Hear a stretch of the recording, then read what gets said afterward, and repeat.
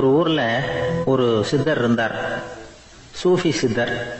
அவர் ஞானம் பெற்ற ஒரு சித்தர். ஒரு நாள் அந்த நாட்டு மன்னன் அவரை பார்க்கறதுக்காக வந்தான். என்ன வேணும் உனக்குன்னு கேட்டார். நான் கடவுளை பார்க்கணும், அதுக்கு நீங்க தான் உதவி பண்ணணும் அப்படின்னா அவன். சித்தர் கொஞ்சம் யோசனை பண்ணார். சரி, போயிட்டு நாளைக்கு வாடினார். அதே மாதிரி மன்னன் போயிட்டு அடுத்த நாள் வந்தான். இங்கே நீ என்னோட ஒரு வாரம் தங்கியிருக்க வேண்டியிருக்கும்னார். சரின்னா ஒரு பிச்சை பாத்திரத்தை தூக்கி கையில் கொடுத்தார். அவனுக்கு ஒன்றும் புரியல, இருந்தாலும் வாங்கிட்டான். வாங்கிட்டு இதை என்ன செய்யணும் அப்படின்னு கேட்டான். இதை ஒன்றும் செய்ய வேணாம், இதை எடுத்துக்கிட்டு பக்கத்தில் உள்ள கிராமங்களுக்கு போ, வீடு வீடாக பிச்சை எடுத்துக்கிட்டு வா. அப்படி வந்த பிறகுதான் உனக்கு சாப்பாடும் ஓய்வும் கிடைக்கும். ஒரு வாரம் அப்படி செய், அதுக்கப்புறம் 8வது நாள் நாம கடவுளை பத்தி யோசிக்கலாம் அப்படின்னார். இப்படி ஒரு சொன்னதை கேட்டதும் அந்த அரசனுக்கு அதிர்ச்சி ஆயிட்டுது. ஒரு மாதிரி ஆயிட்டான். தன்னுடைய சொந்த நாட்டில் சொந்த குடிமக்கள் கிட்ட போய் பிச்சை எடுக்கிறதா அப்படின்னு யோசனை பண்ணி பார்த்தான். அதுக்கப்புறம் மெதுவா அவன் அந்த சித்தரை பார்த்தான். ஐயா, சொந்த நாட்டிலேயே பிச்சை எடுக்கிறதுன்னா எனக்கு ஒரு மாதிரியா இருக்கு, வெக்கமா இருக்கு. நான் வேணும்னா வெளி தேசத்துல எங்கேயாவது போய் பிச்சை எடுக்கவா அப்படின்னு கேட்டான். இதுக்கு அந்த சித்தர் ஒரு சம்மதிக்கலை. இதை பாரு, உன்னால பிச்சை எடுக்க முடியலன்னா பேசாம திரும்பி அரண்மனைக்கே போயிடு. அதுக்கப்புறம் கடவுளை பத்தி எல்லாம் பேசுறதுக்கு என்னை தேடிட்டு வரக்கூடாது அப்படின்னு விட்டார். மன்னன் தயங்கினான். இருந்தாலும் மனசை சரி பண்ணிட்டு சம்மதிச்சான்.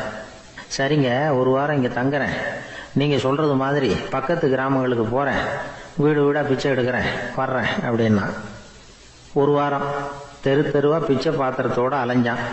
சொந்த ஊர்ல சொந்த குடிமக்கள் கிட்ட பிச்சை எடுத்தான். 7 நாள் முடிஞ்சது. 8வது நாள் அந்த சித்தர் மன்னனை கூப்பிட்டார். இப்படி வாழ்னார். வந்தான். இனிமே நீ கடவுளை பத்தி என்கிட்ட கேட்கலாம்னார். இனிமே கேட்கறதுக்கு ஒண்ணுமே இல்லை சுவாமின்னா இவன். ஒரு வார காலம் பிச்சை எடுத்த பிறகுதான் கடவுளை காண முடியும் அப்படின்னு நான் கனவு கூட காணவில்லைன்னா. அப்படின்னா நீ பிச்சை எடுத்த காலத்துல அப்படி என்னதான் நடந்தது அப்படின்னு கேட்டார் அவரு. சுவாமி, ஒரு வார காலம் பிச்சை எடுத்ததுல என்னுடைய ஆணவம் அழிஞ்சுட்டுது. அது இப்போ இருக்கிற இடமே தெரியல. இப்போ அதை காணவே காணோம். பிச்சைக்காரனா இருந்தப்போ பெற்றதை மன்னனாக இருக்கும்போது பெற முடியாதுங்கிறத புரிஞ்சுக்கிட்டேன் அப்படின்னா மன்னன். அடக்கம் பிறந்தவுடன் தெய்வீக கதவுகள் திறந்து கொள்கின்றன அப்படிங்கிறார் ஓஷோ. நம்மால் ஒருத்தன் ஆணவம் அழியணுங்கிறதுக்காக ஒரு திருவோட்டை எடுத்துக்கிட்டு தெரு தெருவா பிச்சை எடுக்க ஆரம்பிச்சான். என்ன, தெய்வீக கதவுகள் திறந்துதா அப்படின்னு கேட்டார் ஒருத்தர். தெய்வீக கதவு திறக்கிறதுக்கு முன்னாடியே எங்க வீட்டு கதவு சாத்திக்கிட்டுதுன்னா. என்னடா சொல்றேன்னார். இனிமே வீட்டுக்குள்ளேயே வர வேணாம், இதையே தொழிலா வச்சுக்கோ அப்படின்னு எங்க வீட்டுல சொல்லிவிட்டாங்க சார் அப்படின்னு. உலகத்துல எது எதுக்கும் ஆராய்ச்சி கூடங்கள் இருக்குது இல்ல, அது மாதிரி தூக்கத்தை பத்தி ஆராய்ச்சி பண்றதுக்கு ஒரு ஆராய்ச்சி கூடம் இருக்குது. அப்படி ஆராய்ச்சி பண்ணணும்னா அதுக்கு மூழ்கிட்டு இருக்கணும்ல. அதனாலதான் அந்த ஆராய்ச்சி கூடம் இங்கே இல்லை. அமெரிக்காவில் பாஸ்டன் பல்கலைக்கழக மருத்துவமனையில அது இருக்குது. அங்க தூக்கத்தை பத்தி பல விதமான ஆராய்ச்சிகள் பண்ணிட்டு இருக்கிறாங்க. அந்த ஆராய்ச்சி கூடத்துல இயக்குனரா இருக்கிற ஒரு நிபுணர், அவர் என்ன சொல்றாரு தெரியுமா? உங்களுக்கு தூக்கம் வரலையா, நீங்க நல்லா தூங்குறதுக்கு தாராளமா சில யோசனைகளை என்னால சொல்ல முடியும் அப்படிங்கிறார். யோசனை தானே, காசா பணமா கேட்டு வச்சுக்கலாமே. உணவு, மனநிலை, தூங்கும் இடத்தோட சூழ்நிலை, படுக்கைக்கு செல்றப்போ உள்ள பழக்க வழக்கங்கள், இது காரணமா ஒருத்தருக்கு தூக்கம் வராம போகலாம். தூக்கம் வராததுக்கு இதுதான் காரணம்னா அதையெல்லாம் சுலபமா கட்டுப்படுத்தலாங்கிறார் அவர். தூக்கத்தை வரவழைக்கக்கூடிய ஒரு நல்ல மருந்து உடற்பயிற்சி. ஆனா ஒண்ணு, படுக்க போற நேரத்துல இது மாதிரி உடற்பயிற்சிகள் எல்லாம் செய்யக்கூடாது. கொஞ்சம் முன்னாடி பகல்லையே இந்த பயிற்சிகளை செய்யறது நல்லது. தூக்கம் வராம அவதிப்படுறவங்க பிற்பகல் நேரங்கள்ல காஃபி, டீ இது மாதிரி பானங்களை சாப்பிடக்கூடாது. மது அருந்துறது கூட தூக்கத்தை பாதிக்கும். வெது வெதுப்பான நீர்ல குளிக்கிறது, தியானத்துல ஈடுபடுறது, ஓய்வா இருக்கிறது, படுக்கிறது, அதாவது படுக்கிறதுக்கு முன்னாடி ஒரு கோவள பால் சாப்பிடுறது, இதெல்லாம் தூக்கத்தை வரவழைக்கிறது ரொம்ப உதவியா இருக்கும். இன்னொரு விஷயம் என்னன்னா, தூங்கி ஆகணுமேங்கிற கவலை வேண்டியதில்லை. அப்படி நினைச்சு கவலைப்படுறதை விட்டுடணும். தூக்கம் வரலையா, உடனே படுக்கை விட்டு எழுந்திருக்க வேண்டியது. வெளியில வாங்க, வேற ஏதாவது வேலையில ஈடுபடுங்க, கொஞ்ச நேரம் உலாவுங்க, அல்லது ஏதாவது ஒரு புஸ்தகத்தை எடுத்து படிங்க. களைப்பு ஏற்பட்டா மறுபடியும் படுக்கைக்கு போங்க, தூக்கம் தானே வந்துடும். ஒரு விஷயத்த மட்டும் நல்லா ஞாபகத்துல வச்சுக்கணும். படுக்கைக்கு போறப்போ உங்க மற்ற எல்லா பிரச்சனைகளையும் மறந்துடணும். அது எப்படி சார் முடியும், அந்த நேரம் தானே எல்லா பிரச்சனையும் வரிசையா ஞாபகத்துக்கு வருது அப்படின்னு நாம நினைக்கலாம். ஆனா பழக்கத்துல அதை நாம மாத்திக்க முடியும். கொஞ்சம் முயற்சி பண்ணணும், அவ்வளவுதான். இது எல்லாமே ஆராய்ச்சி பண்ணி பார்த்துட்டு அந்த நிபுணர் சொல்ற கருத்து தான். இன்னொரு விஷயமும் அவர் சொல்றார். அது என்னன்னா, உடல் கோளாறு காரணமா தூக்கம் வராம அவதிப்படுறவங்களுக்கெல்லாம் இந்த யோசனைகள் சரியா வராது அப்படிங்கிறார். அதுக்கெல்லாம் மருத்துவ சிகிச்சை கொடுத்துதான் சரி பண்ணணும். சில பேருக்கு நடு ராத்திரியில மூச்சு திணறல் ஏற்பட்டு தூக்கம் வராம போயிடும். ஊரெல்லாம் தூங்குறப்ப தான் மட்டும் தூங்காம மூழ்கிட்டு இருக்கிறது, ஊரெல்லாம் மூழ்கிட்டு இருக்கிறப்போ தான் மட்டும் தூங்குறது, இது மாதிரி கோளாறுகளால சில பேர் பாதிக்கப்படலாம். காலு தசை முறுக்கிக்கிறதுனால சில பேருக்கு அடிக்கடி விழிப்பு வரலாம். மன அழற்சி காரணமா சில பேருக்கு தூக்கம் வராது. இது மாதிரி கோளாறுகளுக்கெல்லாம் அதுக்கு தகுந்த மாதிரி சிகிச்சை கொடுத்துதான் சரி பண்ண வேண்டியிருக்கும். எந்த கோளாறும் இல்லாம தூக்கம் வரலன்னா ஆரம்பத்துல சொன்ன முறைகளை கடைபிடிச்சு பார்க்கலாம். தூக்கம் வந்ததுன்னா யோசனை சொன்ன அந்த நிபுணருக்கு நன்றி சொல்லலாம். ஒருத்தர், ஏன் சார் பஸ்ல தூங்குறது கெட்ட பழக்கமானு கேட்டார். இல்லையே, நான் கூட பஸ்ல போறப்ப தூங்கிட்டு தானே போவேன் அப்படின்னாரு இன்னொருத்தர். அப்புறம் ஏன் என்ன டிரைவர் வேலை வேணாம்னு வீட்டுக்கு அனுப்பி வச்சுட்டாங்க அப்படின்னாராம் அவரு. ரொம்ப நாளைக்கு முன்னாடி ஒரு நாள் கோவலன் நாடகம் நடந்தது. எங்க மதுரையில நடந்தது. அதுல ஒரு முக்கியமான கட்டம். கண்ணகி கிட்ட சிலம்ப வாங்கிக்கிட்டு அதை விற்கிறதுக்காக மதுரை நகருக்கு புறப்படுறான் கோவலன். அந்த சமயத்துல கண்ணகி பாடுற மாதிரி ஒரு நாடக பாடல் நாடக ஆசிரியர் எழுதினது. அது என்ன பாட்டுன்னா, மா பாவியோர் கூடி வாழும் மதுரைக்கு மன்னா போகாதீர் என்று அப்படின்னு ஆரம்பிக்கும் அந்த பாட்டு. இதுதான் அந்த பாட்டு. இத கண்ணகி மேடையில பாடின உடனே கூட்டத்துல சலசலப்பு. நம்ம ஊர்லயே நமக்கு முன்னாடியே நின்னுகிட்டு மா பாவியோர் கூடி வாழும் மதுரை அப்படின்னு சொல்றாங்களே, என்ன தைரியம் அப்படின்னு எல்லாம் குழப்பம் பண்ண ஆரம்பிச்சுட்டாங்க. மக்கள் சத்தம் போட ஆரம்பிச்சுட்டாங்க. எதிர்ப்பு குரல் அது பாட்டுக்கு வர வர அதிகமாக போட்டுது. கொண்டுகிட்டு வா அந்த நாடக ஆசிரியரை, எழுதுனது யார் அப்படின்னு ஒரே சத்தம், கூச்சல். வேற வழி இல்லை. மெதுவா மேடைக்கு வந்தார் அந்த நாடக ஆசிரியர். 4 பக்கத்துல இருந்தும் கேள்வி கணைகள். மக்களை பார்த்து கொஞ்சம் அமைதியா இருங்கோ அப்படின்னு சொல்லிவிட்டு தன்னுடைய விளக்கத்தை சொல்ல ஆரம்பிச்சார் அந்த நாடக ஆசிரியர். மா அப்படின்னு சொன்னா திருமகளாகிய லட்சுமி அப்படின்னு அர்த்தம். பா அப்படின்னா கலைமகளாகிய சரஸ்வதி. வி அப்படின்னா மலைமகளாகிய பார்வதி. மா பாவியோர் அப்படின்னா திருமகளும் கலைமகளும் மலைமகளும், இவங்க மூவரும் அப்படின்னு அர்த்தம். இந்த 3 பேரும் வாழ்கின்ற மதுரை புனிதம் நிறைந்தது, சகல செல்வங்களும் நிறைஞ்சது. அப்படிப்பட்ட ஊர்ல நான் அணிந்து கொள்ளும் இந்த சாதாரண சிலம்பை யார் வாங்கிக்குவாங்க அப்படிங்கிற எண்ணத்தோட தான் கண்ணகி அப்படி சொல்றா. அதை நினைச்சுதான் நான் எழுதினேன். ஆகவே மதுரையை ரொம்ப சிரமப்படுத்தணும், ரொம்ப மோசமா எழுதணும் அப்படிங்கிற எண்ணம்லாம் எனக்கு கிடையாது. பெருமைப்படுத்தணும்னு நினைச்சுதான் அப்படி எழுதினேன் அப்படின்னு விளக்கம் கொடுத்தாராம். இந்த விளக்கத்தை கேட்டதும் எல்லாரும் ரொம்ப சமாதானம் ஆயிட்டாங்களாம். இப்படி விளக்கம் கொடுத்த அந்த நாடக ஆசிரியர் யார் தெரியுமா? அவர்தான் தமிழ் நாடக உலகின் முதல் ஆசான் சங்கரதாஸ் சுவாமிகள். அவருக்கு நகைச்சுவை உணர்வும் அதிகம். 1920ஆம் ஆண்டு திருநெல்வேலியில் அவர் தங்கியிருக்கிறார் நாடகம் நடத்துறதுக்காக. அவர் தங்கியிருந்த வீட்டில் கொசு மூட்டை பூச்சி அதிகமா இருந்திருக்கு. அவரால் தூங்கவே முடியல. அவர் அனுபவிச்ச தொல்லைகள் ஒரு பாட்டா உருவாச்சு. வேடிக்கையா ஒரு பாட்டு எழுதினாராம். மூட்டையும் கொசுவும் ஒரு வீட்டிலே மீட்டிங் போட்டால் முன்னே நிற்க யாரால் முடியும்? கொசு மோகன ராகம் போல சத்தம் போட்டு முன்னே நின்று செய்திடும் யுத்தம். இத மறுநாள் நாடகத்துல கோமாளி வேஷம் போட்ட ஒரு சிறுவனை விட்டு பாட வச்சிருக்காரு. எல்லாரும் சிரிச்சு ரசிச்சாங்களாம். சங்கரதாஸ் சுவாமிகள் கல்யாணமே பண்ணிக்கல, துறவி மாதிரியே வாழ்ந்திருக்கார். தமிழ் நாடக கலைக்கு தன்னையே அர்ப்பணம் பண்ணிட்டவர் அவர். 1922 நவம்பர் மாசத்துல ஒரு நாள் புதுச்சேரியில அவர் வாழ்க்கை முடிஞ்சது. அப்ப அவருக்கு வயசு 55. சங்கரதாஸ் சுவாமிகள் நாடக ஆசிரியர் மட்டும் இல்ல, மேடை நாடக இயக்குனர், தயாரிப்பாளர்.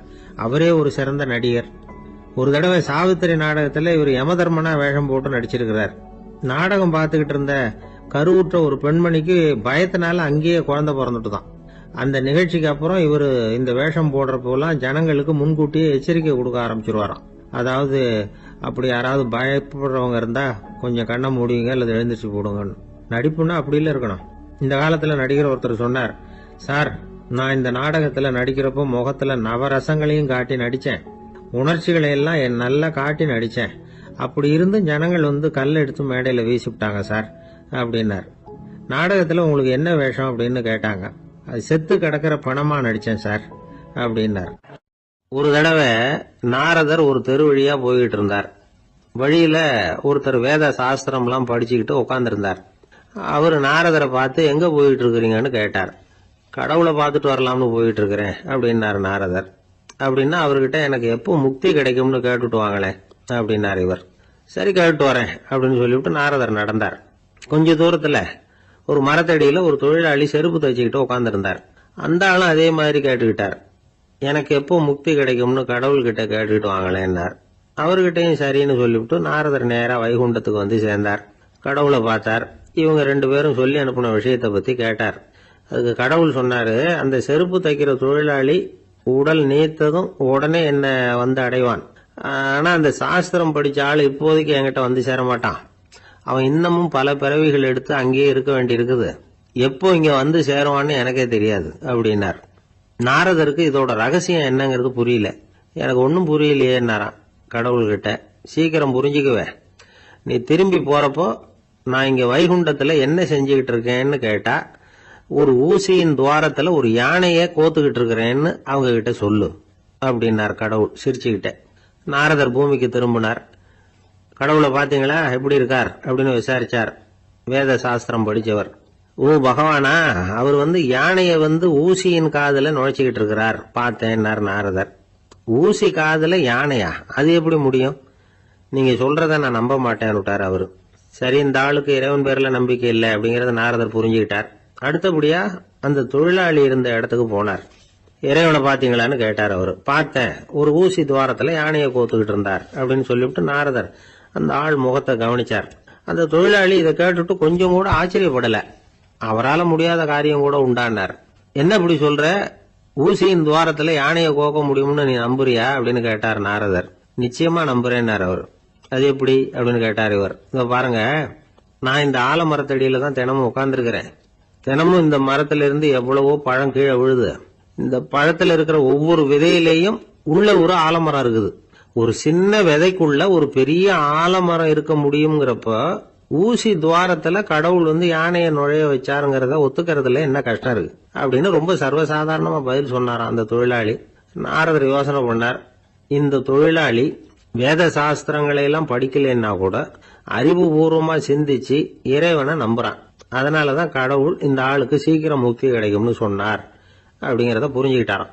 இந்த கதையில வர்ற கடவுள், நாரதர், வைகுண்டம் இதெல்லாம் ஒரு பக்கம் இருக்கட்டும், ஒரு சின்ன விதைக்குள்ள ஒரு பெரிய ஆலமரம் தூங்கிக்கிட்டு இருக்கு அப்படிங்கிற உண்மை, அந்தரத்துல 1000 கிரகங்கள் சுத்திக்கிட்டு இருக்குங்கிற உண்மை, இதெல்லாம் நாம பாத்துக்கிட்டு தானே இருக்கிறோம். இந்த உண்மைகள் அதிசயமா நமக்கு தெரியறதுனால அதை நம்பாம இருந்துட முடியாது. இயற்கையை பரிபூர்ணமாக நம்புங்கள், அந்த நம்பிக்கையே நம்ம வாழ்க்கைக்கு ஆதாரம் அப்படிங்கறத விளக்கறதுக்காக தான் இந்த கதை. இந்த காலத்துல நம்ம பிள்ளைங்களுக்கு எல்லாம் இது மாதிரி நம்பிக்கை அதிகமாவே இருக்குது. ஒரு நாள் ஒரு சின்ன பையன் கிட்ட கேட்டேன், ஏன்பா கடவுள் ஒரு பானைக்குள்ள ஒரு யானையை நுழைய வச்சுட்டாருன்னு சொன்னா அதை நீ நம்புவியா அப்படின்னு கேட்டோம். நம்புவேன் சார், அது ஒன்றும் பெரிய அதிசயம் இல்லைன்னா. எப்படின்னு கேட்டோம். எப்படின்னா அந்த பானை அந்த யானையை விட பெருசா இருந்திருக்கும், அவ்வளவுதான் அப்படின்னு சொல்றான். எப்படின்னா ஒரு 600 வருஷத்துக்கு முன்னாடி மனுஷனுக்கு இருந்த நெருக்கடி இருக்கு பாருங்க. ஒரு 600 வருஷத்துக்கு முன்னாடி மனுஷனுக்கு எவ்வளவு நெருக்கடி இருந்ததோ அது போல 40 பங்கு இப்ப அதிகமாயிட்டு தான் கண்டுபிடிச்சு சொல்லியிருக்கிறாங்க. அவ்வளவு நெருக்கடிக்கு மத்தியில நாம வாழ்ந்துகிட்டு இருக்கிறோம். ஒரு 600 வருஷத்துக்கு முன்னாடி என் தலையில 1 கிலோ வச்சுக்கிட்டு நின்னேன்னு வைங்க, இப்ப 40 கிலோ வச்சுக்கிட்டு நிக்கிறேன். அப்படி ஒவ்வொரு மனுஷனுக்கும் வாழ்க்கையில நெருக்கடி அதிகமா போச்சு. இப்ப இந்த நெருக்கடியில முன்னாடிலாம் யாரோ ஒருத்தர் தான் தியானம் பண்ணுவாங்க. தியானம்னா ஒருத்தர் 2 பேர் காட்டுக்கு போய் தியானம் பண்ணிட்டு இருப்பாங்க 600 வருஷத்துக்கு முன்னாடி. இப்ப வீட்டுக்கு வீடு தியானம் நடக்குது. ஏன்னா அந்த அளவுக்கு வாழ்க்கையில ஒரு நிம்மதி வேணும் அப்படின்னு சொல்லி பண்ணிட்டாங்க. அதுக்குதான் இயற்கை கொடுத்துருக்கிற ஒரு இயற்கையான வைத்தியம் தான் சிரிப்புங்கிறது. இதை பத்தி பெரியவங்க எல்லாம் இப்ப ஆராய்ச்சி பண்ணிட்டு இருக்கிறாங்க. சிரிப்புங்கிறது நாம பிறந்து ஒரு 6 மாசத்துல தான் முதல் தடவையா விவரமா சிரிக்க ஆரம்பிக்கிறோமா. நம்ம பிறந்து 6 மாசத்துக்கு, அதாவது முதல் தடவை சிரிக்க ஆரம்பிக்கிறது ஒரு 6வது வாரம், 1.5 மாசத்துல தான் குழந்தை விவரமா சிரிக்க ஆரம்பிக்குது. அப்புறம் அப்படியே சிரிக்க ஆரம்பிக்கிறோம். அதெல்லாம் இப்ப கணக்கு எடுத்திருக்கிறாங்க. ஒரு குழந்தை ஒரு நாளைக்கு 200 தடவை சிரிக்குதான் ஒரு குழந்தை. பெரியவங்க எல்லாம் 15 தடவை சிரிக்கிறாங்களாம். 200 தடவை சிரிச்சுக்கிட்டு இருந்த நாம அப்படியே குறைஞ்சு 15 ஆயிட்டு. அதனாலதான் இருதய நோயெல்லாம் வருது, ஹார்ட் அட்டாக் எல்லாம் வருதுன்னு கண்டுபிடிச்சிருக்கிறாங்க. 200 சிரிப்புக்கு அது இயல்பு தன்மை, மனுஷனுடைய இயல்பு தன்மை சிரிக்கிறது. அதுக்கு ஜோக்கே தேவைப்படாது. ஆனால் இப்போ காலங்காலமாக நாம் என்ன போதிக்கப்பட்டு வந்திருக்கிறோம்னா, சிரிப்புங்கிறது ஒரு பாவமான செயல். ஒரு முதலாளிக்கு முன்னாடி தொழிலாளி சிரித்தா மரியாதை குறைச்சல், ஒரு கணவனுக்கு முன்னாடி மனைவி சிரித்தா மரியாதை குறைச்சல், அது மாதிரி ஒரு வாத்தியாருக்கு முன்னாடி பையன் சிரித்தா மரியாதை குறைச்சல், ஒரு ஆஃபீஸருக்கு முன்னாடி பியூனு சிரித்தா மரியாதை குறைச்சல், இப்படின்னு சொல்லி சிரிப்புங்கிறது ஏதோ மரியாதை குறைவான செயல்னு காலங்காலமாக நாம் போதிக்கப்பட்டு வந்திருக்கிறோம். இப்போ மரபு ரீதியாகவே அந்த சிரிப்பு வந்து நம்மகிட்ட சிறைப்பட்டு இருக்குதான், அடங்கி போச்சு. அந்த சிறைப்பட்டு இருக்கிற சிரிப்பை வெளியில் கொண்டு வர்றதுக்கு தான் ஜோக்குன்னு ஒரு சாவியை போட வேண்டியிருக்கு. வேற இந்த ஜோக்குக்கும் சிரிப்புக்கும் சம்மந்தம் இல்லை. அதை ஏற்கனவே இருக்கிறத வெளில கொண்டு வரதுக்கு ஒரு சாவி மாதிரி உபயோகப்படுதுன்னு இப்போ அதை பற்றி ஆராய்ச்சி பண்ணுறவங்களாம் சொல்கிறாங்க. ஏன்னா சிரிப்புக்கு ஜோக்கு தேவைப்படாது.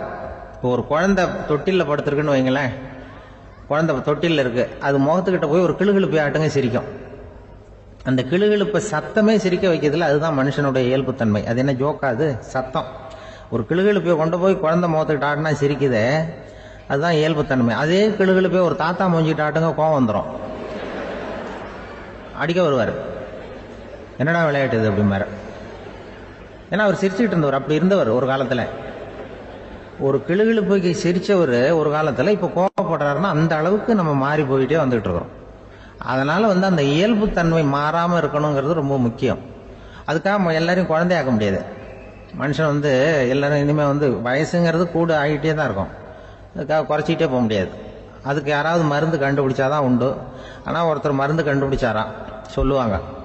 ஒரு டாக்டர் வந்து ஒரு மாத்திரை கண்டுபிடிச்சாராம். ஒரு மாத்திரை சாப்பிட்டா ஒரு வயசு குறையும், ஒரு மாத்திரை சாப்பிட்டா ஒரு வயசு குறையும் அப்படின்னு ஒரு மாத்திரையை கண்டுபிடிச்சிருக்காரு. ஒரு பாட்டி அம்மா, 90 வயசு பாட்டி, அது போயிருக்கு. அதே டாக்டர்கிட்ட போய், ஐயா எனக்கு ஒரு பாட்டில் மாத்திரை கொடுங்க, இந்த வயசு குறையிற மாத்திரை அப்படின்றது. அவர் ஒரு பாட்டில் கொடுத்தாரு மாத்திரை. பாரும்மா பாட்டியம்மா, ஒரு மாத்திரை சாப்பிட்டா ஒரு வயசு குறையும், எடுத்துகிட்டு போகணும்னு கொடுத்துருக்காரு டாக்டர். இந்த 90 வயசு பாட்டி எடுத்துகிட்டு வீட்டுக்கு வந்துட்டு மறுநாள் அதே டாக்டர்கிட்ட போயிருக்கு. 30 வயசு பொண்ணாக போச்சான். 30 வயசு பொண்ணாக மாறி அதே டாக்டர்கிட்ட போயிருக்கு. இடுப்பில் ஒரு கை குழந்தை, அது சட்டை கிட்ட போடாமல் கட்டாரில் வாயில் வச்சுட்டு உட்காந்துருக்கு. நேராக டாக்டர்கிட்ட போய், டாக்டர் நேற்று வந்தேன், ஏதோ ஒரு மாத்திரை சாப்பிட்டா ஒரு வயசு குறையுன்னீங்க, நான் ஏதோ ஒரு ஆர்வத்தில் ஒரு 30-40 மாத்திரை சாப்பிட்டேன், இப்படி ஆகிட்டேன் அப்படின்னு. இப்போ டாக்டர் சொல்லியிருக்காரு, இதுக்கு ஏமா வருத்தப்படுற, எல்லாரும் வந்து வயசு குறையணும்னு தான் நினைக்கிறாங்க, உனக்கு வயசு குறைஞ்சிட்டுது, நீ சந்தோஷப்படு, இதுக்கே மறுபடியும் என்னட்ட வந்திருக்கிற அப்படின்னாரான் டாக்டர். அப்போ அந்த அம்மா சொல்லிச்சேன், அதை என்னை பற்றி பரவாயில்ல டாக்டர், என் இடுப்பில் பாருங்கள் கை குழந்தை, இது சட்டை கிட்ட போடாமல் உட்காந்துருக்கு, கட்டவரில் வாயில் வச்சுட்டு உட்காந்துருக்கு, இது ரொம்ப ஆர்வத்தில் ஒரு 70 மாத்திரையை சாப்பிட்டு விட்டுது, இது என் வீட்டுக்காரரு. இவர் வந்து இடுப்பு விட்டு கீழே இறங்க மாட்டேங்கிறாரு. நான் எதையாவது கொடுத்து இனிமேதான் வயசை கூட்டி இறக்கி விடுவேன் டாக்டர் அப்படின்னு தான். அவர் வந்து ஏதோ நமக்கு அதுக்கும் சம்மந்தம் இல்லைங்கிறது மாதிரி கட்டாரில் வச்சுட்டு அவர் பாட்டு உட்காந்துருக்காரு. ஏதோ நமக்கு இந்த உலகமே இல்லை, நமக்கு சம்மந்தம் இல்லைங்கிற மாதிரி உட்காந்துருக்காரு. இப்படியே நான் தூக்கிட்டு எங்கே அலையிறது இது அப்படின்னு தான். அதனால வந்து வயசை குறைக்கிறது இயற்கைக்கு விரோதமாக நாம் பண்ண முடியாது. ஆனால் இந்த இயல்பு தன்மை மாறாமல் வச்சுக்கலாம். குழந்தை மாதிரி மாற முடியாதே தவிர அந்த குழந்தை தன்மையோடு வாழறதுக்கு கற்றுக்கணும். அதுதான் வாழ்க்கையில் இன்பமாக வாழறதுக்கு வழி. குழந்தைத்தனமாக இருக்கக்கூடாது, குழந்தை தன்மையோடு இருக்கணும்னு சொல்லுவாங்க. குழந்தை தன்மைங்கிறது வேற, குழந்தைத்தனம்ங்கிறது வேற. அப்படி ஒரு மாத்திரை கண்டுபிடிச்சிட்டா இப்போ யாராவது ஒருத்தவங்க இடுப்பில் குழந்தைய தூக்கிட்டு போனால் போய் கேட்கணும், ஏம்மா இது ஏன் வீட்டுக்காரரா உன் குழந்தையா அப்படின்னு கேட்டு அதுக்கப்புறம் அவருக்கு வணக்கம் சொல்லணும். இப்படிலாம் ஆகிடும் நிலைமை. இயற்கையை வந்து நம்ம மாற்ற முடியாது, அதுக்கு தகுந்தாப்புல தான் நாம் வந்து பண்ணணும். குழந்தை தன்மையோடு வாழறதுக்கு குடும்பத்தில் குழந்தை தன்மைங்கிறது எப்படின்னா, இப்போ ஒரு சில பேருக்கு அந்த குழந்தை தன்மை உண்டு. ஒரு வீட்டில் ஒரு புள்ள படுத்திருக்கு, அம்மா வந்து எழுப்புறாங்க, காலேஜுக்கு நேரமாச்சு எழுந்திருப்பா, காலேஜுக்கு நேரமாச்சு எழுந்திருப்பா அப்படின்னு. அந்த அம்மா அந்த புள்ளை சொல்லியிருக்கு, ஐயோ எனக்கு காலேஜுக்கு போகிறதுக்கே பிடிக்கலம்மா, என்னை வந்து தொந்தரவு பண்ணாத, காலேஜுக்கு போகிறதுக்கு எனக்கு பிடிக்கல அப்படின்னு தான். அப்போ அந்த அம்மா சொல்லியிருக்கு, ஏன் உனக்கு காலேஜுக்கு போகிறதுக்கு பிடிக்கல, கல்லூரிக்கு போகிறதுக்கு, அதுக்கு 2 காரணம் சொல்லு அப்படின்னு இருக்க. அப்போ அந்த புள்ளை சொல்லிச்சான், ஏன் பிடிக்கலன்னா, கல்லூரியில் இருக்கிற வாத்தியாருக்கும் என்ன பிடிக்க மாட்டேங்குது, ஆசிரியர்களுக்கும். 2வது காரணம், கல்லூரியில் படிக்கிற மாணவர்களுக்கும் என்ன பிடிக்கல, அதனால நான் காலேஜுக்கு போக மாட்டேன்ற குழந்தை புள்ள சொல்லியிருக்கு. அம்மா வந்து அப்படிலாம் நீ இதுக்காக போகாமல் இருக்கக்கூடாது, நீ போய் தான் ஆகணும் அப்படின்னு புடிவாதமாக அந்த அம்மா பிள்ளைய எழுப்புனாங்களாம். சரி நான் எதுக்கு காலேஜ் போகணும்னு சொல்கிறேன், அதுக்கு நீ 2 காரணம் சொல்லு அப்படின்னு தான் அந்த புள்ள. அப்போ அந்த அம்மா சொன்னாங்களாம், நீ ஏன் காலேஜுக்கு போகணும்னா, முதல் காரணம் உனக்கு வயசு 52, ரெண்டாவது காரணம் நீ தான் பிரின்சிபால் அப்படின்னு தான். என்ன இருந்தாலும் அவங்க அம்மாவுக்கு அது புள்ள தானே. அதுதான் குழந்தை தன்மைங்கிறது. 52 வயசுலையும் குழந்தை தன்மையோடு இருக்கார் பாருங்க. அதுதான் அந்த குழந்தை தன்மையோடு வாழறது தான் வெற்றிக்கு வழின்னு சொல்லுவாங்க. ஒரு ஊரில் ஒருத்தர் இருந்தான். ஏதோ ஒரு சின்ன அலுவலகத்தில் வேலை பார்த்துக்கிட்டு இருந்தான். ரொம்ப ஏழை. வர்ற கொஞ்சம் வருமானத்தை வச்சு வாழ்க்கையை ஓட்டிக்கிட்டு இருந்தான். ஒரு நாள் தெரு வழியாக அவன் நடந்து வந்துக்கிட்டு இருக்கிறான். தெருவில் ஒரு காசு கிடந்தது. அதை பார்த்துட்டான். அது குனிஞ்சு எடுத்தான். அது ஒரு பழங்கால காசு. அந்த காசு நடுவில் ஒரு துளை இருந்தது. அதாவது துளையிட்ட நாணயம். பழங்காலத்தில் புழக்கத்தில் இருந்த ஒரு நாணயம் அது. துளையிட்ட நாணயம் கிடைச்சதுன்னா ரொம்ப நல்லது, அது அதிர்ஷ்டம் அப்படின்னு ஒரு நம்பிக்கை உண்டு. இவன் கையில் அது கிடைச்சதும் ரொம்ப சந்தோஷப்பட்டான். இனிமேல் என்னுடைய கஷ்டம்லாம் தீரப்போகுது, அதிர்ஷ்டம் என்னை தேடி வரும், நான் பணக்காரன் ஆகிடுவேன் அப்படின்னு சொல்லிட்டு அந்த காசை தன்னுடைய கோட்டு பையில் பத்திரமா போட்டு வச்சுக்கிட்டான். அடிக்கடி அதை தொட்டு பார்த்துக்கிறது உண்டு, வெளியில் எடுக்க மாட்டான். இப்படியே கொஞ்ச காலம் ஆச்சு. அதுக்கப்புறம் என்னாச்சு தெரியுமா? நிஜமாவே அதிர்ஷ்டம் அவனை தேடி வர ஆரம்பிச்சுட்டுது. செல்வம் வந்து குவிஞ்சுது. பணம், பதவி, புகழ் எல்லாம் வந்து சேர்ந்தது. சமூகத்தில் அவன் ஒரு பெரிய மனுஷன் ஆயிட்டான். எல்லாரும் அவனை பாராட்டினாங்க. அவன் எதை தொட்டாலும் வெற்றி, எல்லாம் அந்த காசோட மகிமை அப்படின்னு அவன் மனசுக்குள்ளே நினச்சிக்கிட்டான். தினமும் காலையில் அந்த கோட்டை போட்டுக்கிட்டு தான் வெளியில் கிளம்புவான். புறப்படுறதுக்கு முன்னாடி கோட்டு பாக்கெட்டை தொட்டு பார்த்துக்குவான், உள்ளே காசு இருக்கா அப்படிங்கிறத உறுதிப்படுத்திக்குவான். அதுக்கப்புறம் தான் வெளியில் கிளம்புவான். இப்படியே பல வருஷம் ஓடி போச்சு. ஒரு நாள் அவனுக்கு அந்த ஆசை வந்துட்டுது. அதாவது அந்த துளையிட்ட நாணயத்தை எடுத்து கண்ணால் பார்க்கணும் அப்படின்னு. காலையில் சாப்பிட்டுக்கிட்டு இருந்தான். அப்போ தன்னுடைய மனைவி கிட்ட சொன்னான், ரொம்ப நாளைக்கு அப்புறம் என்னுடைய அந்த நாணயத்தை இன்னைக்கு வெளியில் எடுத்து பார்க்க போகிறேன்னா. என்னத்துக்கு அது, இப்போ அதை பார்க்க வேணாமே அப்படின்னு மெதுவாக இழுத்தாங்க அந்த அம்மா. இல்லை நான் பார்த்தே தீரணும் அப்படின்னு அவன் தன்னுடைய சட்டை பைக்குள்ள கையை விட்டான். உள்ளே இருந்த நாணயத்தை வெளியில் எடுத்தான். பார்த்தா அவனுக்கு ஆச்சரியமாக போச்சு. அந்த நாணயத்தில் துளையே இல்லை. என்ன ஆச்சு அப்படின்னு சொல்லி அவன் ரொம்ப குழம்பி போயிட்டான். இப்போ அந்த அம்மா சொன்னாங்க, நான் தான் ஒரு நாள் உங்கள் கோட்டு ரொம்பவும் தூசியாக இருக்கேன்னு சொல்லி அதை ஜன்னலுக்கு வெளியில் உதறினேன். உள்ளே இருந்த அந்த காசு அப்போ எனக்கு தெரியாது, ஞாபகத்தில் இல்லை. அது தெருவில் விழுந்துட்டது போல இருக்கு. அதுக்கப்புறம் எவ்வளவோ தேடி பார்த்தேன், கிடைக்கல. அதுக்குள்ளே அதை யாரோ எடுத்துகிட்டு போயிட்டாங்க போல இருக்கு. அது இல்லைங்கிறது உங்களுக்கு தெரிஞ்சால் வருத்தமாக இருக்குமேங்கிறதுக்காக நான் தான் வேற ஒரு நாணயத்தை எடுத்து சட்டை பைக்குள்ளே வச்சுட்டேன் அப்படின்னு விவரத்தை சொன்னாங்க அந்த அம்மா. இது எப்போ நடந்ததுன்னு கேட்டான். உங்களுக்கு அந்த காசு கிடைச்சதே அன்னைக்கு மறுநாளே இது நடந்து போச்சு அப்படின்னாங்களாம். இதை கொஞ்சம் யோசனை பண்ணி பாருங்க. அவனுக்கு அதிர்ஷ்டத்தை கொடுத்தது அந்த நாணயம் இல்லை, அவனுடைய நம்பிக்கை, அதாவது தன்னம்பிக்கை. அதுதான் வேலை செஞ்சிருக்கு. இதிலிருந்து நாம் தெரிஞ்சுக்க வேண்டியது என்னன்னா, வாழ்க்கையில் முன்னேற நினைக்கிறவங்களுக்கு தன்னம்பிக்கை ரொம்ப முக்கியம். அது இல்லைன்னா முன்னேற முடியாது. ஒருத்தன் சொன்னானா, நான் எப்பவுமே என்னதான் சார் நம்புவேன், மற்றவங்கள நம்ப மாட்டேன். நேற்றுக்கு பாருங்க, திடீர்னு 10 பேர் என்ன அடிக்க வந்துட்டாங்க, நான் ஒருத்தனாவே அதை சமாளித்தேன் அப்படின்றான் ரொம்ப பெருமையா. அது எப்படின்னு கேட்டாங்களாம். ஒரே ஓட்டமாக அங்கேருந்து ஓடி வந்துட்டேன் அப்படின்னு நானா. நம்மள மாதிரி ஒரு ஆசாமி அவன் நம்மள மாதிரியே கற்பனை பண்ணான். அதாவது நாம தான் இந்த உலகத்துல ரொம்பவும் கஷ்டப்படுறோம், மற்றவங்க எல்லாம் சந்தோஷமா இருக்கிறாங்க அப்படின்னு அவன் நினைச்சுக்கிட்டான். அவன் ஒரு நாள் கடவுளை வேண்டிக்கிட்டானா, சுவாமி, இந்த உலகத்துல எவ்வளவோ பேர் இருக்கிறாங்க, ஒவ்வொருத்தருக்கும் ஒவ்வொரு விதமான கஷ்டம் இருக்கலாம், ஒத்துக்கிறேன். இருந்தாலும் எனக்கு அது கொஞ்சம் அதிகமா இருக்கிறது மாதிரி தெரியுது. அதனால நீங்க எனக்காக ஒரு சின்ன உதவி செஞ்சா போதும். அது வேற ஒண்ணும் இல்ல, என்கிட்ட இருக்கிற துயரங்களை இன்னொருத்தர் யாருகிட்டயாவது கொடுத்துருங்க, அவர்கிட்ட இருக்கிற துயரங்களை என்கிட்ட மாத்தி கொடுத்துருங்க. ஒரு மியூச்சுவல் டிரான்ஸ்பர், அவ்வளவுதான். அப்படி பண்ணிவிட்டா போதும் அப்படின்னு வேண்டிக்கிட்டானான். அன்னைக்கு ராத்திரியே அவன் ஒரு கனவு கண்டிருக்கான். வானத்திலிருந்து ஒரு குரல் கேட்டிருக்கு. அது என்ன சொல்லிச்சு தெரியுமா? ஏ ஜனங்களே, எல்லாரும் அவங்க கஷ்டங்களை ஒரு பையில போட்டு எடுத்துக்குங்க. அப்படி எடுத்துக்கிட்டு நேரா இந்த ஊர் எல்லையில இருக்கிற கோயிலுக்கு வந்து சேருங்க அப்படின்னு அந்த குரல். ஆஹா, கடவுள் நம்ம பிரார்த்தனைக்கு செவி சாய்ச்சுட்டார் அப்படின்னு சந்தோஷப்பட்டான் இவன். உடனே என்ன பண்ணான், தன்கிட்ட இருந்த கஷ்டத்தையெல்லாம் ஒரு சாக்கு பையில போட்டு எடுத்துக்கிட்டான். வீட்டை விட்டு வெளியில வந்தான். தெருவில் இறங்கி நடக்கிறான். அங்க பார்த்தா ஏகப்பட்ட பேர் ஆளுக்கு ஒரு பைய தூக்கிக்கிட்டு கோயிலுக்கு போயிட்டு இருக்கிறாங்க. சில பேர் மூட்டையா கட்டி தலையில சுமந்துக்கிட்டு போயிட்டு இருக்கிறாங்க. இவன் பார்த்தான். இவனுக்கு ரொம்ப ஆச்சரியமா இருந்தது. ஏன்னா எல்லாரும் வச்சிருக்கிற பைய இவன் பைய விட பெருசா இருந்தது. இவன் பை தான் இருக்கிறதுலயே கொஞ்சம் சின்னதா தெரிஞ்சது. இப்ப அவன் மறுபடியும் சாமியை வேண்டிக்கிட்டான். கடவுளே, இப்ப உள்ள சூழ்நிலையை கவனிச்சா என்கிட்ட இருக்கிற பைய பரவாயில்லன்னு தோணுது. அதனால வேற பை எதையும் மாத்த வேணாம், இதுவே பரவாயில்ல, இந்த பையோட திரும்பி வீட்டுக்கு போனா போதும்னு நினைக்கிறேன் அப்படின்னு ஏதோ நினைக்க ஆரம்பிச்சுட்டான் அவன். எல்லாரும் கோயிலுக்கு போய் சேர்ந்தாங்க. கோயில்ல அந்த குரல் மறுபடியும் கேட்டுது. எல்லாரும் அவங்கவுங்க பைகளை சோகத்துல தொங்க விடுங்க, திடீர்னு விளக்குகள் அணையும், மணி அடிக்கப்படும், அதுதான் அடையாளம்.